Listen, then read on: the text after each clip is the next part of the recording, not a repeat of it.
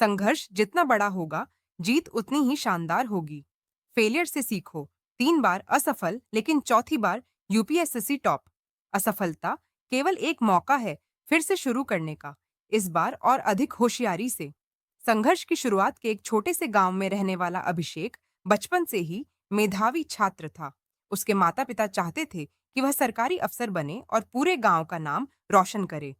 अभिषेक का भी सपना था कि वह आईएएस अधिकारी बने और देश की सेवा करे, लेकिन यह सफर इतना आसान नहीं था।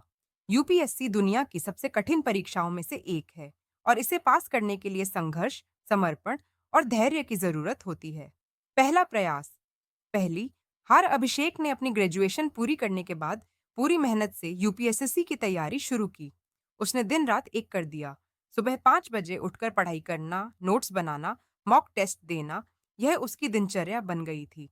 लेकिन जब परिणाम आया तो वह प्रीलिम्स परीक्षा भी पास नहीं कर पाया। उसका आत्मविश्वास हिल गया। उसे खुद पर शक होने लगा। लोग कहने लगे, बेटा, यह तेरे बस की बात नहीं। सरकारी नौकरी करनी है तो कहीं क्लर्क की तैयारी कर ले। लेकिन अभिषेक ने हार नहीं मानी। उसने अपनी गलतियों को पहचाना और फिर से तैयारी शुरू कर दी। दूसरा प्रयास। फिर असफलता। इस बार उसने और अधिक मेहनत की, अपने कमजोर विषयों पर ध्यान दिया और मेंस परीक्षा तक पहुंचने में सफल रहा। लेकिन जब फाइनल लिस्ट आई तो उसका नाम नहीं था। यह उसके लिए दूसरा बड़ा झटका था। अब तो रिश्तेदार भी ताने मारने लगे। अरे, 2 साल से बस पढ़ाई ही कर रहा है, कुछ और भी सोच। लेकिन अभिषेक ने अपने सपनों को टूटने नहीं दिया।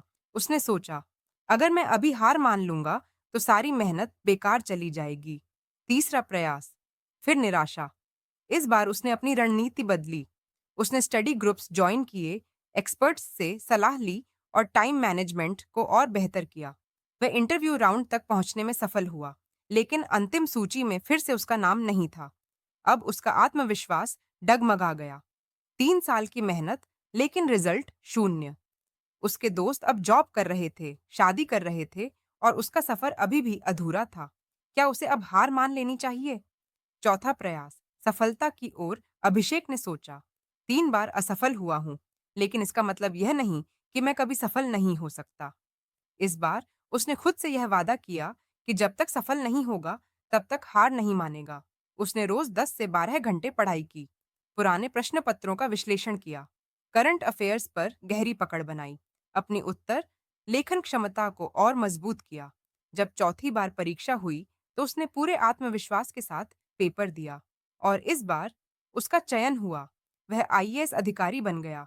जब उसका नाम फाइनल लिस्ट में आया तो उसकी आंखों में आंसू थे।